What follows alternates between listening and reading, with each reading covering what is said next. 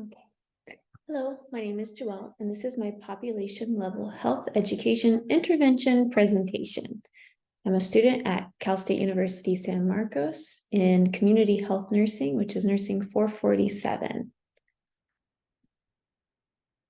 Okay, here's my presentation, introduction and background. So the community that I assessed to do my presentation in is Fallbrook, California. It's a community located in North Inland region of San Diego County.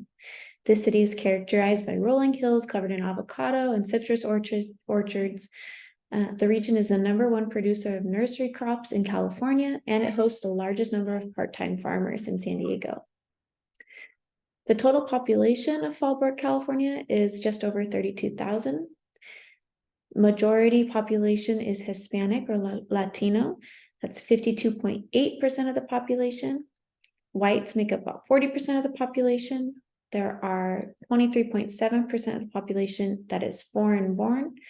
And the primary language at home is English, but 40% of the population speak another language at home, usually Spanish. The poverty is 15.4%, but it's hard to know the exact poverty level because this is primarily agriculture and farmland. So that means that there are a lot of unseen migrant populations as well that don't have a lot of data or research on their numbers.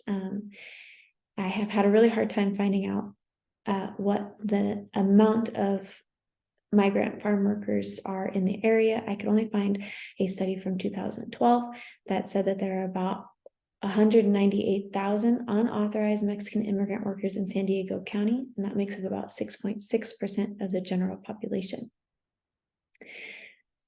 My intervention is going to be at the Fallbrook Union Elementary School District. I thought that in that way I could reach a large population by reaching out to children about health concerns and health issues in the area. So health-related issues in the area of Fallbrook, California. 4 that I pointed out specifically are mental health issues. It's estimated that 5% of San Diego County residents are living with serious mental illness. That number rises to 8% among low-income households, and intention to harm and suicide is among the top 10 causes of death in Fallbrook. Communicable diseases are another issue. COVID-19 was the leading cause of deaths for Hispanics in San Diego County in 2021. While heart disease remains the leading cause of death for white Americans, COVID-19 became the leading cause of death for Hispanics, which tells you a lot about health disparities there. Occupational safety and health concerns are another health-related issue because it's predominantly agriculture in the area. Pesticides, sun and heat exposures are major issues. And then nutrition and weight, because the population is primarily Hispanic Latino, diabetes and obesity is a major concern. Overall, US Americans are 40% likely to develop diabetes in their lifetime, type 2, but Hispanics and Latinos have more than a 50% chance of developing diabetes in their lifetime, and they're more likely to develop that at a younger age. Obesity as well. Hispanic children are 1.8 times more likely to be obese than compared to non-Hispanic white children. And obesity is related to chronic health conditions later on in life, like diabetes and asthma and depression. So it's really important that we address this, especially with youth, young-aged people. All right, so my Healthy People 2030 objectives. I have 4 of them pertaining to healthy eating and maintaining a healthy weight. So 1 is reduce the proportion of children and adolescents with obesity. 2, reduce consumption of saturated fats by people aged 2 years and over. 3, increase consumption of dark green vegetables, red, orange vegetables, beans, and peas by people aged 2 years and over, and increase potassium consumption by people aged 2 years and over. Needs assessment. To identify the needs of the community that I was doing my population health intervention in, I interviewed the school nurse, the director of nutrition services, the district nurse, Kitty, school principal, and I had conversations with the elementary school students to see what was important to them and their own health concerns as well. Nutrition became a major concern, of course, for nutrition services, but also the school nurse identified it as one of the big issues with elementary school students, is that they're just not getting enough nutritious meals. And then also on a research level, I did the windshield survey. Driving through Fallbrook gave me a clear picture of the resources available. That could be from grocery stores, fresh fruits and vegetables, and distance to get to hospitals or grocery stores, and community health outreach programs as well. And then the internet was a great resource for finding data and statistics in the area. The theoretical framework model that I used is the Precede-Proceed model. This is a widely recognized framework in public health education and health promotion. It provides a roadmap in addressing community concerns, and it is a practical format for implementing and evaluating a public health program. So the Precede portion stands for predisposing, reinforcing, and enabling constructs in educational diagnosis and evaluation. This part involves assessing social, epidemiological, and ecological determinants of illness or health, and it identifies administrative and policy factors that influence implementation of a health program. The proceed portion, which is phases 5 through 8, this involves identifying a desired outcome, implementing a health promotion program, and evaluating the process and impact and outcome of that program on the population of interest. Issues and barriers that I faced in implementing this health education program. First one, major one, is language. I speak English, I don't speak Spanish. Very little. And then also there's other languages beyond just Spanish. Some people spoke native South American languages that were in the region. So I mostly could only communicate with a lot of the children, but I could not communicate with their parents who only spoke Spanish. And then culture, Mexican culture around food and eating is different. And Mexican food is sometimes high in saturated fats and carbohydrates. And then the idea of what eating well means can be different in different cultures. Sometimes eating well just means eating everything on your plate, or maintaining a heavier weight, and that is seen as healthy rather than being thin because you have enough food to eat. So when we say eat healthy, that might not mean the same thing for everyone else. So I really needed to develop a base knowledge about what eating healthy means, eating green leafy vegetables, eating fruits that are colorful, and then for fluids, drinking water, and that juice might not be always the best option, and things like that. Okay, and then also I found it really challenging to connect with the hidden community, the migrant population. There's not a lot of data and statistics out there on who the migrant population are and about the resources that they are getting. So I found that really challenging. And then costs for food. I went to the local grocery store there, and I actually found it very expensive, even though it was in a farming location. I wanted to buy some fruits and veggies to hand out to the kids when I was giving health education. I couldn't afford it, but the junk food there was affordable, of course. And then delivering information at a 5th grade reading level, I found that actually to be a challenge. With all of the research and the papers on education that I've written myself, I found that I kept putting information at about a 10th grade reading level, and it was very hard for me to transition to presenting information at a 5th grade reading level. Assets. There actually was a lot of city and government programs in the region. SNAP is one food source for people who are in need. And then Fallbrook Regional Health District was a great resource that they even provide Katia, and her phone number. She is the person that you can call to find out where resources are and get connected. She speaks English and Spanish, and I just like that she had her photo and her name out there so that kind of feel like you're personally being taken care of. And then the school nutrition services were another asset.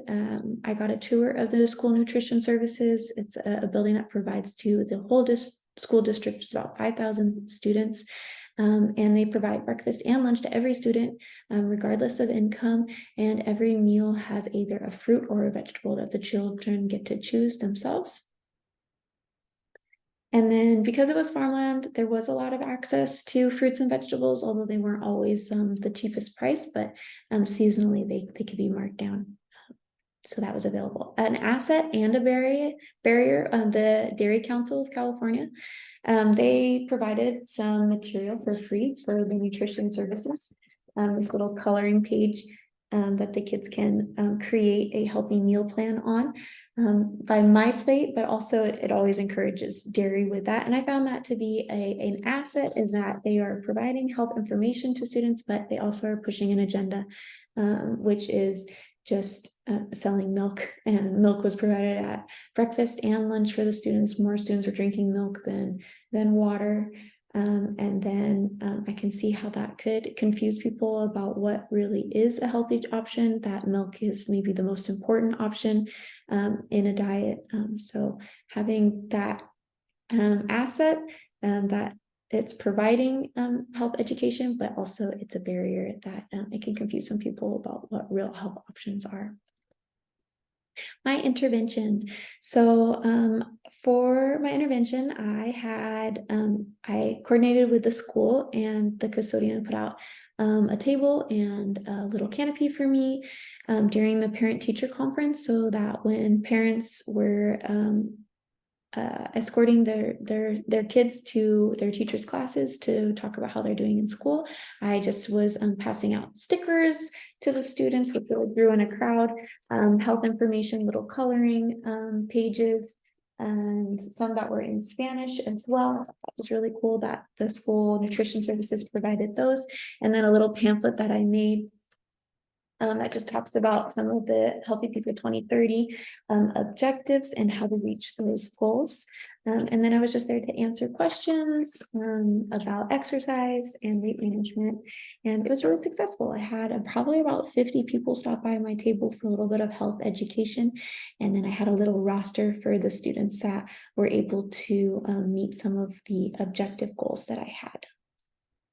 So this is a pamphlet that I made, and it talks about 4 different Healthy People 2030 objectives, which is to reduce obesity in children. And 3 ways to do that per the CDC is by exercising, getting enough sleep at night, and eating fruits and vegetables.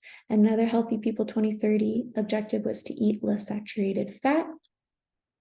And to do that, teaching people how to read a nutrition fact label and where to locate saturated fats, what a high percentage is. Meals more than 10% saturated fat would be a bad option. And then it's good to transition from eating saturated fats like butter to use olive oil instead, or fried chicken, have grilled chicken instead. Healthy People 2030 another one is to eat more dark green vegetables, red, orange vegetables, peas and beans, include more of these in the diet.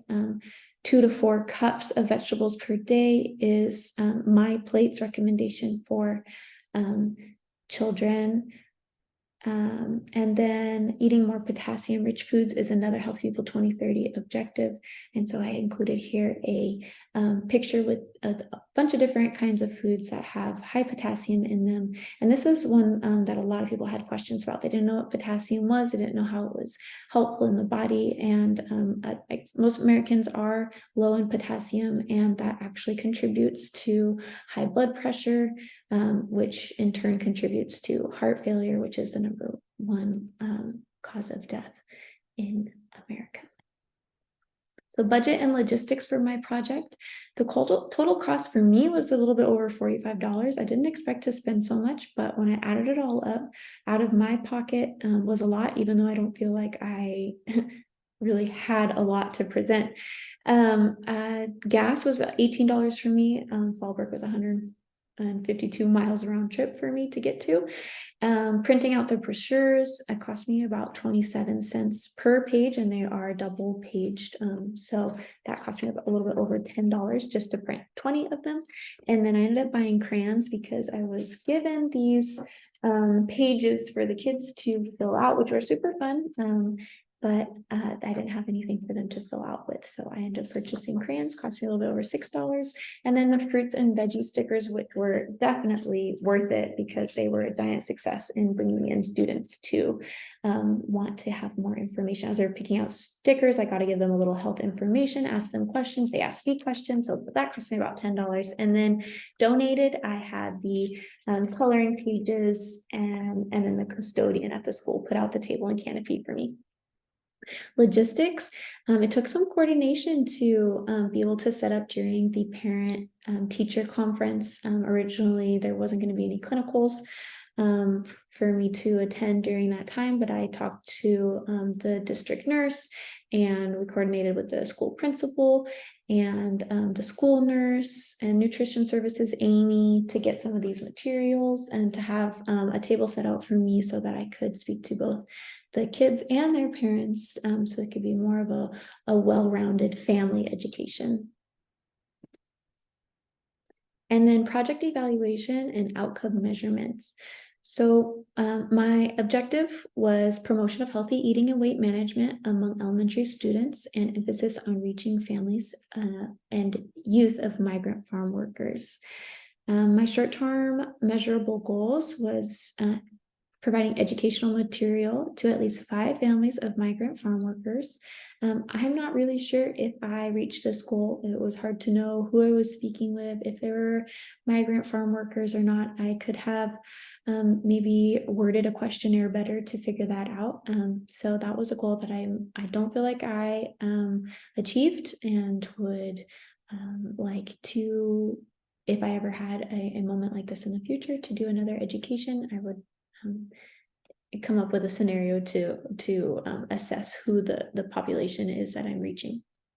And then I did reach these other goals, which are about 10 elementary school children are able to name one method for managing a healthy weight, name one source for saturated fat, name one green leafy vegetable and one orange or red vegetable, and one potassium-rich food. So these were my students that were able to complete these goals, those short-term goals. So I have their little list here on the sign up page. And then measurable long-term goals, if this program could be implemented for a longer amount of time, would be to increase the percentage of elementary school children who report consuming 2 cups of green, orange, and red vegetables on a daily basis within 2 weeks of implementing the program. And then percentage of Fallbrook Elementary School children with obesity would be less than the national average within 2 years of implementing the health education intervention. In conclusion, Fallbrook, California is an underserved population of Latino and Hispanic Americans and migrant farm workers. This population in particular faces health concerns related to obesity and diabetes. Health education intervention can address some of these concerns. Intervention focuses on educating elementary school children and their families on healthy eating and weight management, with measurable goals of retaining knowledge and long-term goals of reducing chronic health conditions among vulnerable population groups. A weakness in my project was definitely that I only speak English and don't speak Spanish, and it was difficult to reach the target population with only speaking English. And additionally, I think that a one-time education intervention is just not enough to really help the intended population. It would need progressive, and definitely a suggestion for a future project would be to focus more on practical and tangible ways to reach people about healthy eating, which would be maybe to cook or choose healthy foods by having a cooking class or providing simple recipes rather than just telling people what healthy options are for them. These are my references, 2 pages of them. I really enjoyed doing this project. It was really eye-opening to see that there are underserved populations so close to me that I know nothing about, and that there is not a whole lot of data and research on these populations.